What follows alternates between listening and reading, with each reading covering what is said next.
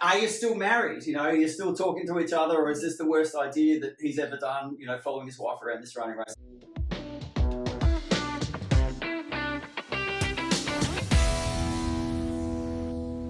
All right. Hello and welcome to a very casual Rapid Ascent podcast. Bit of a chit chat. Yeah. We've got Sam Maffett, probably needs no introduction, and Marcel Shields, who works in the office here. You probably know her as well if you're a fan of Rapid Ascent. Hello.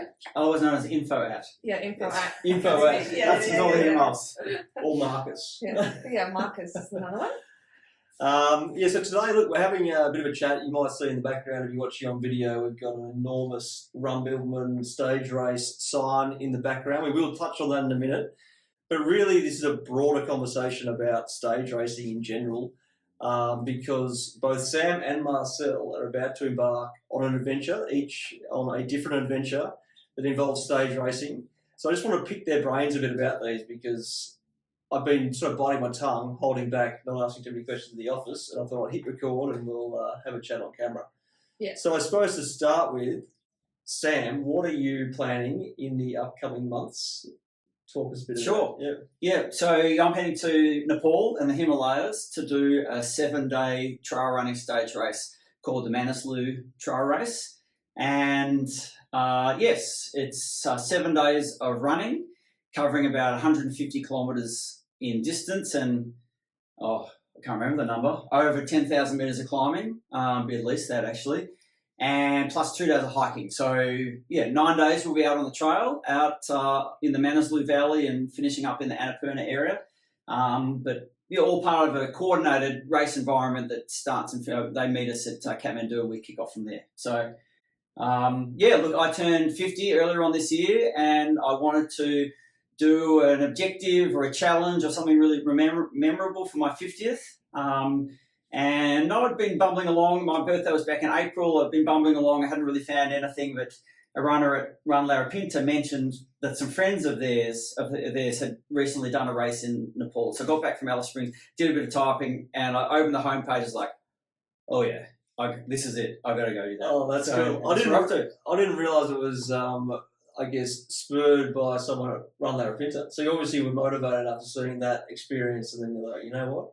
Yeah, well, very motivated by the experience that our competitors, or that we try to provide for our competitors. And for a long time, and continuing to this day, we have a policy at Rapid Ascent of only ever running races that we want to do ourselves. And like people say, do you run in your own races? Obviously, I'd chop off my left arm to run in our own races, but it's my job, and I love my job, and I'm very grateful to be involved with these events, on the organising perspective, but this is going to be my time. So yes, our runners continually, our participants, runners, riders, everything continually inspire me, and this is going to be my chance. Awesome. I've got so many follow-up questions, but before that, Marcel, I want to hear about your adventure. It's a bit different, 2 wheels. Yeah, I'm on a gravel bike, but how mine came about is Sam actually sent it to me back in end of December and said, oh, look at these guys, they're doing, it's the first year they're doing a gravel race, and it's called the Bibbulmun, and it's in South Africa, which is my hometown. And so I was like, oh, look at these guys, it's very similar to our gravel race, and I started doing research, comparing our event to their events, and I turned 40 this year, so I want to do something really cool for my 40th, and I was going to do like a 10-day backing race or events in Africa somewhere, so this suited me, and I was like, oh, I'm going to do that. So it's 7 days of gravel racing, 800 kilometers, 11,000 meters of elevation, and we ride through the Karoo in South Africa, where we get to ride amongst the Big Five, which is pretty exciting. So, yeah. So talk me through the Big Five. I know I think elephant's one of them, but what else is there? There's rhino, there's hippo, there's leopard, and lion. Yeah. Okay, that's cool. That's cool. Yeah. You see a lion, you get bonus points. Yeah. So what we're going to come across when we ride through the Karoo, which is towards the last day, which is stage 7, we're not quite sure, but we'll come across a lot of like zebra and springbok and other wildebeest and other antelope, which is pretty cool. So we don't have to watch out for kangaroos, but we might have to watch out for some zebras that might knock us off our That bikes. is so. But We should get a time credit for Yeah. each photo. If you get a photo of the top 5 while you're riding, it's like there's an hour off your time. yeah, You should get that, or you Yeah. get hit by a rhino, you probably know about it. yeah, More than a kangaroo. That's yeah, I reckon. So, that's awesome. yeah. So, how many days did you say it was? 7. 7 and 800 k's. Yeah, 800 k's of the So, 7 do you days, know yeah. how that's broken down? Is it sort of even distance each day? Roughly, but day one's only 80 k's, but it's almost 2,500 meters of climbing on day one. So they start you off nice and strong, and then it progresses. And the Queen stage is day 6, so it's 142 k's and also close to 2,000 meters of climbing. So and stage 7 is about 110 k's. That is insane. Just much climbing. So yeah, you get to finish strong. Yeah, Yeah. and obviously hilly. Yeah. I had no idea. Loads and loads. You go through a lot of different passes, and that's where the hills are. So a lot of 14-kilometer climbs, a lot of 20% little pinches. Oh. Mm. Yeah. But not out of altitude, obviously. It's up and down. You do gain altitude going through. Do you know what the highest point is? No, not off Yeah. the top of my head. No. It sounds Yeah. much more mountainous or hilly, I guess, undulating than I would have thought in South Africa. Probably a bit like the desert here, where we're like, oh, it's going to be flat and boring, but it's absolutely not. There's some slight ways where you can get quite a bit of elevation there. That's cool. Yeah. And speaking of elevation, Sam, you're getting to 5,160 metres above sea level. Yep. In this event. Yep. Where is that? What is that? How are you going to tackle that? Slowly. And if I had an oxygen mask, maybe I'd take that with me as well. But no, look, from what I can tell on they're very extensive website. We start low in the valley and progressively get higher up in altitude the further into the race you go. So you're hopefully acclimatizing as you go.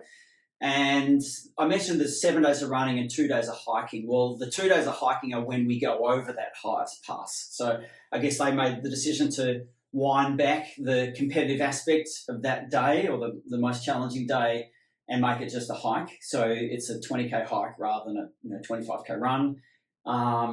So yeah, I spoke to some people on the phone on the weekend who had done it before, some other Aussies, and they said, yeah, hey, it was a real challenge. Whether you take altitude, medication, whatever is up to you, but yeah, it sounds pretty well planned out that hopefully we're ready for that height by the time we get there. Yeah, I mean, it's still not a heap of time, is it? I think for a lot of those acclimatising periods, it's a bit longer than whatever it is, 3 days before you hit the high points. What are you doing for preparation? What's your sort of training protocol from now until November 8th, I think it starts? Yeah, I'm trying to get over an injury first. I've Runner, got a bit of tendonitis in my shin and my ankle. So at the moment, I'm only running about half an hour every second day. So well, you're almost there. Might need to ramp that up a bit.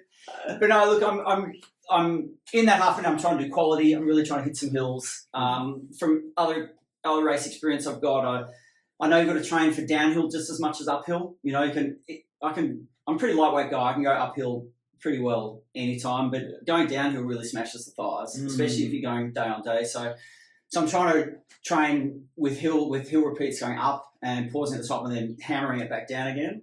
I'm trying to get really strong. So I'm going to the gym 3 times a week and trying to lift real heavy and build up some strength.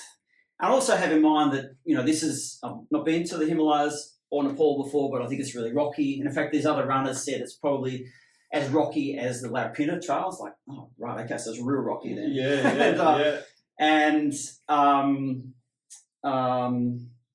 So I can't remember where I was going with that. So just getting strong, overcoming injury. Yeah, sorry, that's right. I think with the level of rockiness and altitude, make no mistake, I'm not going to be running much of it. Maybe half of it you're going to run and the rest you're going to hike. So I'm less worried about my injury at this point because I can hike all day and go up and down walking all day. So injuries on track, a couple of physio appointments and we're getting closer.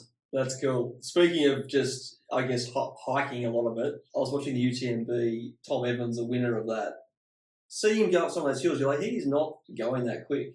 But I think he stopped for a total of 13 minutes. So, as John Jacoby says, there's always continuous forward movement. That's sort of the aim of the game. So, that's cool. And, Marcel, you've been a bit more dedicated to training than Sam has. You've been training all year for this season. Yeah, I started training with a coach in January.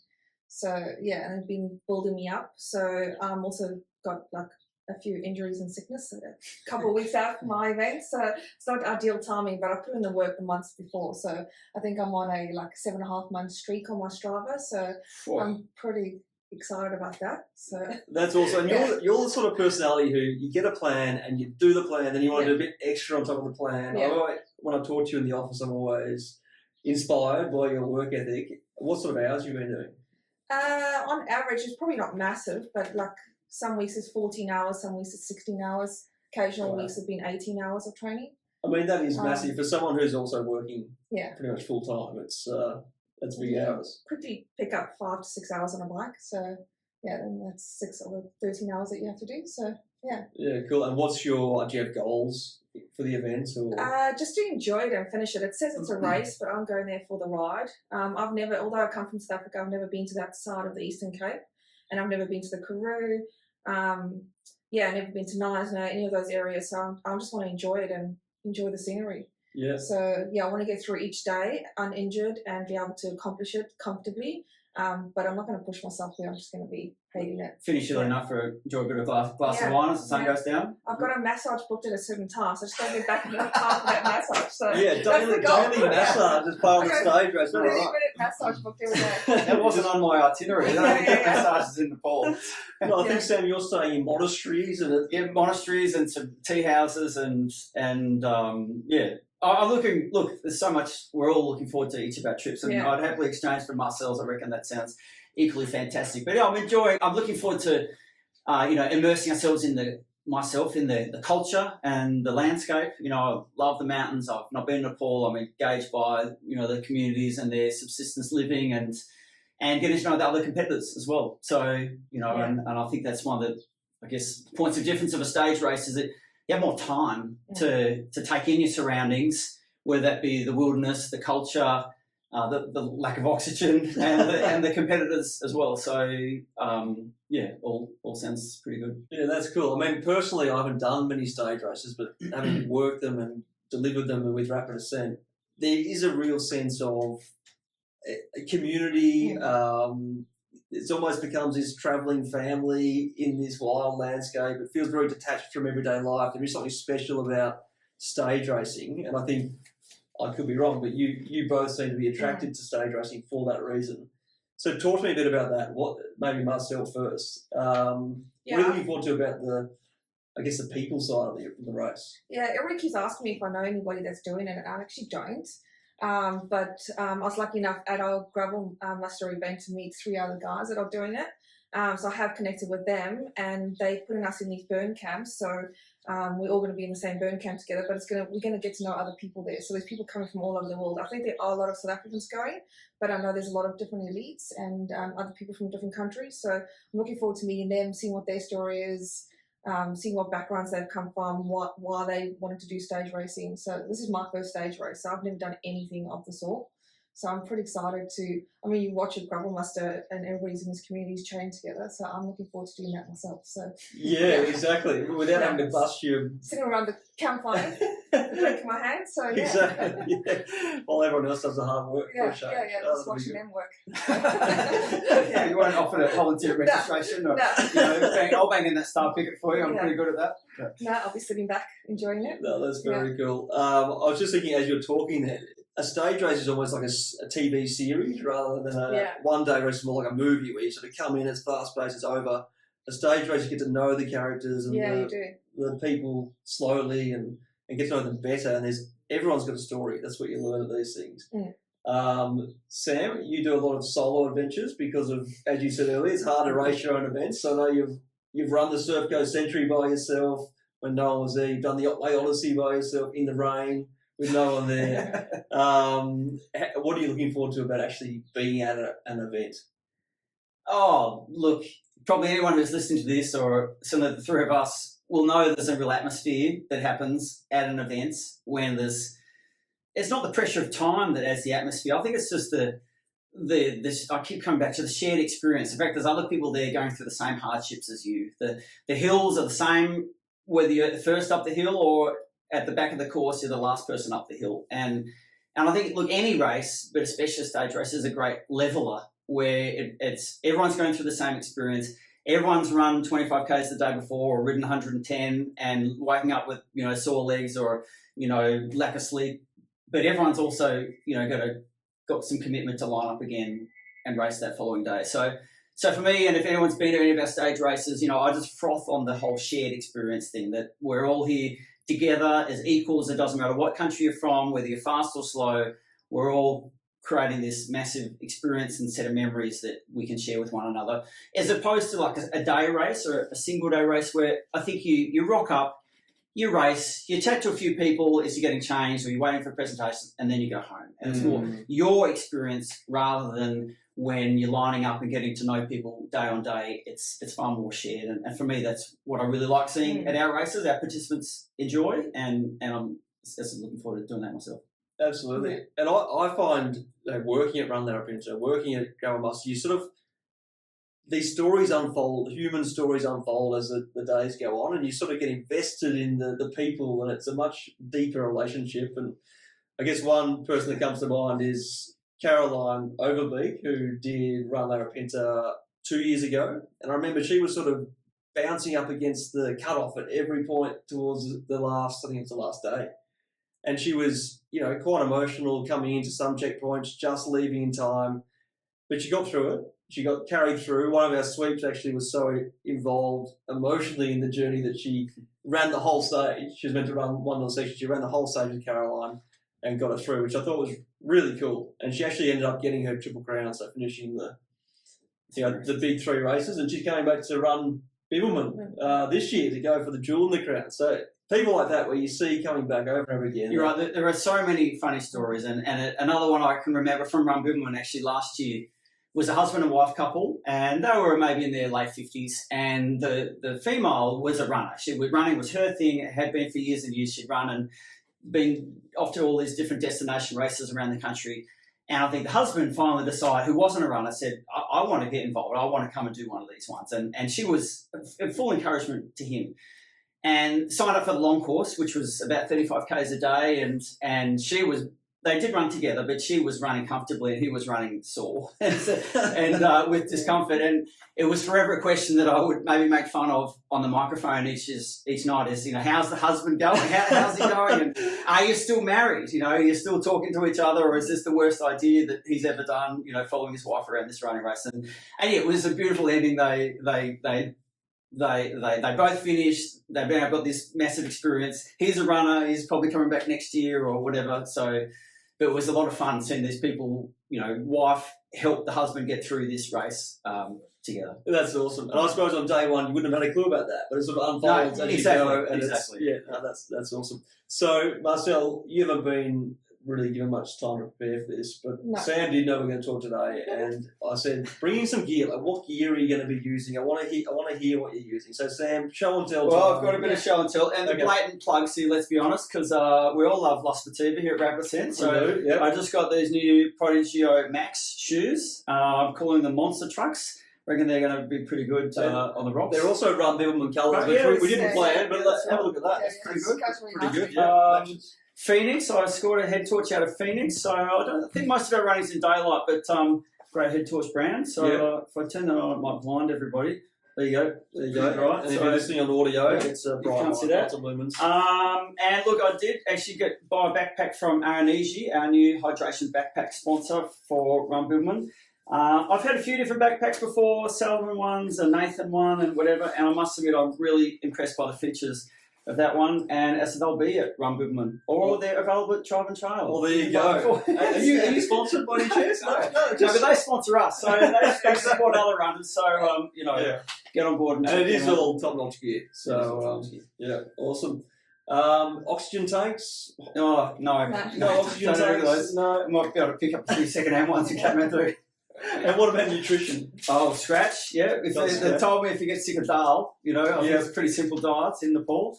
Maybe bring a bit of nutrition, so I'll bring a bit of scratch, the odd Cliff Bar. I mean, look, even the picture on the front of the Cliff Bar goes right. It does too. So dal bart is a big thing. I did a hike there in 2010. Dal bart every meal, which is just sloppy dal with rice, maybe a few veggies, but you've got a bit of a thing. You always tell me I get colds and flus often because I don't have enough rotten chicken. So I think, Sam, you're going to be right in your element if you find a dead yak in a stream up high or something and just...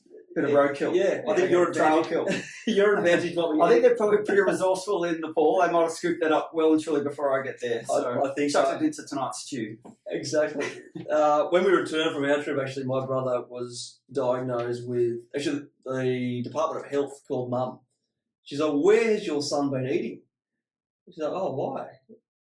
Because when his tests have come back, he's got salmonella, giardia, and dysentery. And they thought he'd had it in some Australian restaurant, but he got that in Nepal. So stay away from the meat. Wasn't criticism of your mum's cooking? No, they just thought they had to shut down a restaurant, but they didn't. So all good.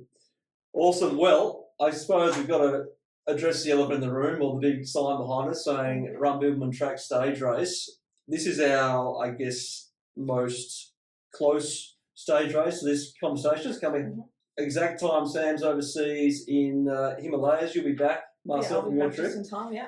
But I've never been to Run Bibbulmun. This is my first time. John and I will be going across with Ange and a few other of the team to deliver the event. But last year, I remember it was almost annoying because Sam and John and Ange went over. They came back in here absolutely beaming and just gushing about this event and how feel good it was, how the community was even stronger than Run Larapinta, if that's possible, and just the word fun just kept getting thrown around. So I wanted to give you a bit of a briefing. What is Run Bibbulmun, first of all, for the listeners, and then tell me what makes it so special. Yeah, sure. Look, Run Bibbulmun is a 3-day trail running stage race held in the Great Southern region of Western Australia. Great Southern meaning it's based out of the township of Denmark, which is about a 3.5 hour, 4 hour drive south of Perth. So not in the Margaret River region. That's a little bit sort of, south and west of Perth. This is like due south on the Southern Ocean coastline. And because it's sort of separate from Margaret River, it's not quite as touristy, not quite as popular or as well visited as the Margaret River area, but I'd say equally spectacular. And a lot of inlets and headlands and bushy hinterlands, wineries, touristy little townships and things like that. So that's where it is. It's based out of a little touristy village called Denmark, and each stage is within 20 minutes drive of Denmark, so people stay in Denmark at short-term accommodation or places that they find themselves, and then either drive or we bus them out to the start and pick them up at the finish line and bus them back. So I said there's 3 days. There's a long course and a short course option on each day. The short course is between about 15 and 25 Ks each day. Yep. And the long course is, I think, between about 35 and 40 Ks each day. So look, modest, solid distances, compared to Run Larapinta, probably similar distances, but I'd say easier running, not as rocky, not as technical. Mm-hmm. Almost every kilometre that we run on is on the Bibbulmun track, which is a long distance, as in 1,000 kilometre point-to-point hiking route from Perth to Albany, and we're on the southern sections of the Bibbulmun track in this great southern region of Western Australia.